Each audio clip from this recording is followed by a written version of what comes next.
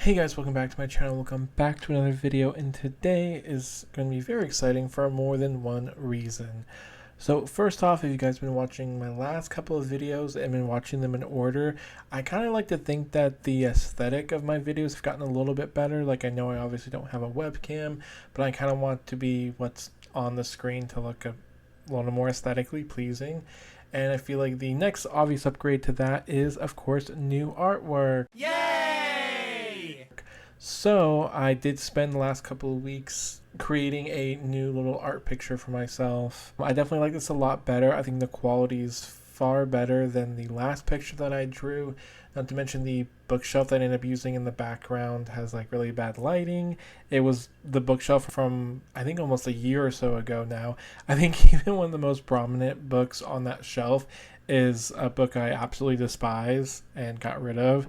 So yeah, pretty much I just needed new tweaking all around. So I'm happy to have a little bit better looking videos as well as new artwork to go along with it. So I'm super excited for that. And the second reason I'm excited for this is that these kind of videos, these mid-year, these wrap-ups are the ones I'm really excited for. I like the culmination of all the books you've read over a long period of time, and I can kind of discuss like what really worked and what didn't, and it's the kind of videos I'm most excited to kind of make. So last month I actually tried to start thinking about what kind of books I should read to get, I guess, more views. It's not that I'm reading books that I didn't like, but books like The Ballad of Songbirds and Snakes, which is obviously going to be like a really popular book. I felt like at that time a lot of people were going to be reading it, and so there's going to be a lot of discussions about it. So I kind of started to think about the sort of videos I wanted to make and books I wanted to read were kind of like on the cusp of what would be most popular at that given time. So apparently I didn't feel like doing that for this month because I'm probably one of the last people to create this video in the month of June.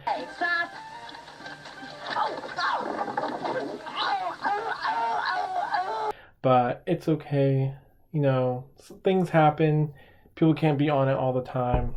I think one of my favorite readers actually just posted her video like yesterday, so I guess it's not really that late in the game.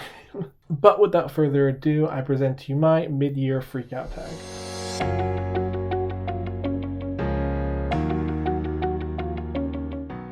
So question number one is the best book you have read. I think this hands down is probably Muse of Nightmares for me. This is the sequel to Strange the Dreamer by Laini Taylor. I couldn't believe how amazing this book turned out to be. I gave Strange the Dreamer like a 5-star, and this is so much better than that. It ends up creating a second point of view I wasn't expecting, and the emotions that we go through for all these characters, and none of them are really like necessarily blanket statement good and bad, like black and white. It was just incredibly emotional, and yeah, it was just a really good time. So question number two is the best sequels. That obviously should go to Muse of Nightmare, but I'm going to try to, I guess, put an honorable mention in here. I actually think The Ballad of Songbirds and Snakes is not necessarily like my favorite book that I've read, but in terms of like all the sequels I've read this year, I feel like I'm coming at it from a perspective of, I honestly think, what did the author want to get across to us as like fans of her Hunger Games series? And I think that she achieved that, in my opinion.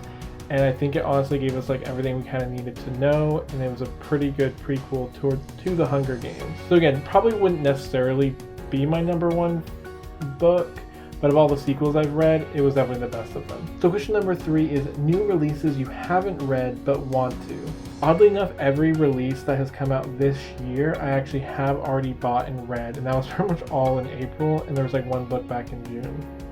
So I think I wanted to read like Infinity Sun, Ballad of Songbirds and Snakes, Bonds of Brass, Fascinators, and I read all of those. So I'm gonna throw in a couple that came in at the end of 2019, just for some content here.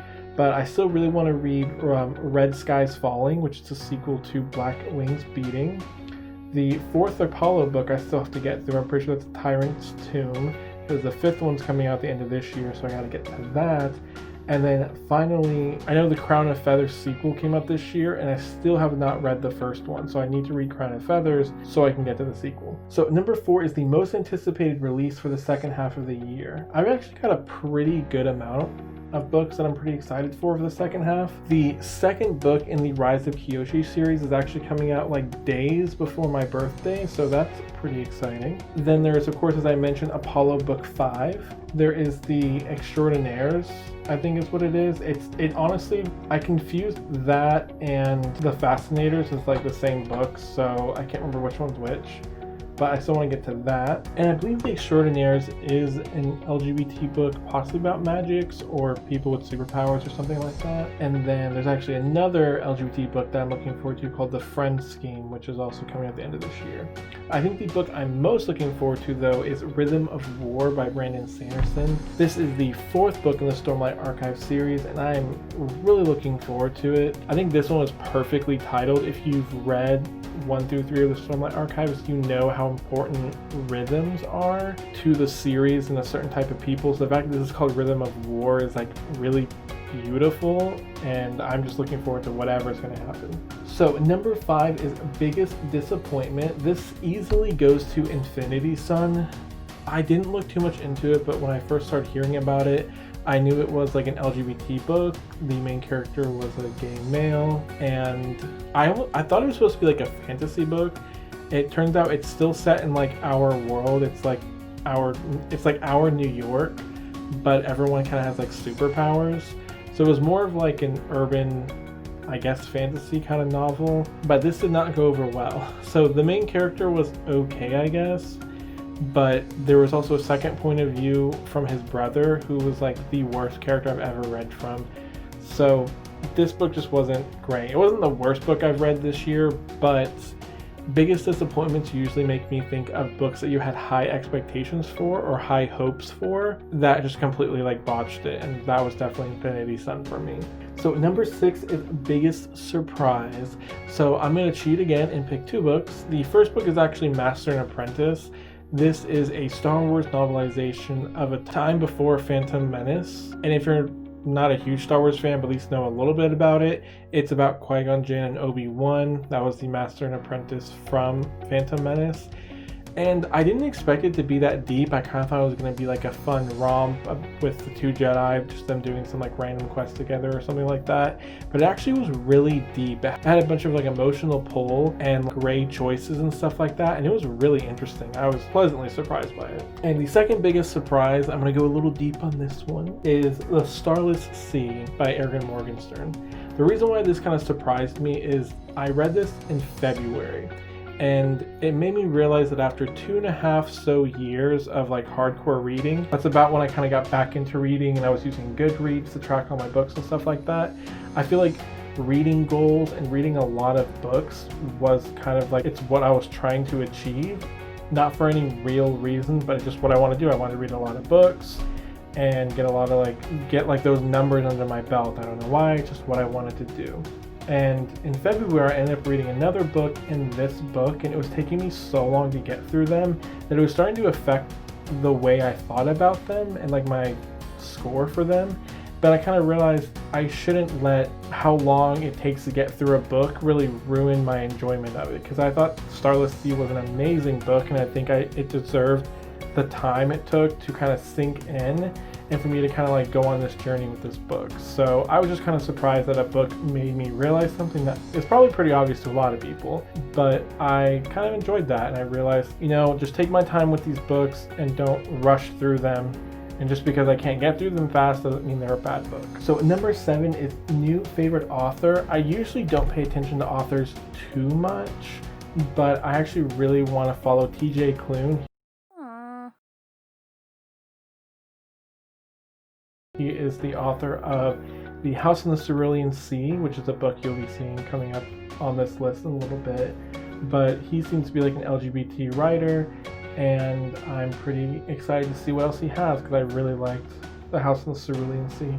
So number 8 is Newest Crush. I actually have 2 of them. The first one is Theon Nero. He is the alchemist from Strange the Dreamer and Muse of Nightmares. And I actually really liked his story. Like, if you haven't read it, I can't really spoil it too much, but he's kind of just not a super great person in the beginning, but his journey through the first and second book The fact he's also like a side character sort of helps too. But I ended up just really liking what he was about, and he's also kind of described as the more attractive one. So he's got that physical quality that you can kind of imagine in your head, as well as a pretty interesting story, and I really liked him. And second is the love interest from The Rage of Dragons. Her name was Zuri. I thought she was really interesting. The love story wasn't the main point of the whole book, but it was still in it for most of it. Like, you're aware of these two characters having like a relationship, and I just really respected the way that how the author presented her and them together. She seemed like a really courageous, talented, like intellectual person who clearly cared for the main character, and I just really respected her courage and how she acted in this book. I thought she was a badass. I actually really want to get some amazing fan art for her because I feel like she deserves it. The 9th question is newest favorite character. So back to Muse of Nightmares, I actually feel like Sarai and Laszlo are like my favorite couple together. I really enjoyed how they interacted in Strange the Dreamer and Muse of Nightmares. I think they're a really powerful emotional couple. I really enjoyed reading about them. And kind of flipping under the radar, I feel like is Tigress from the Ballad of Songbirds and Snakes. The reason why I think she's my new favorite character is because I have this idea and hope that if Collins is going to write another Hunger Games book, I feel like it's going to be about Tigress. I feel like she has the potential to have a very interesting backstory that would be really interesting to see from.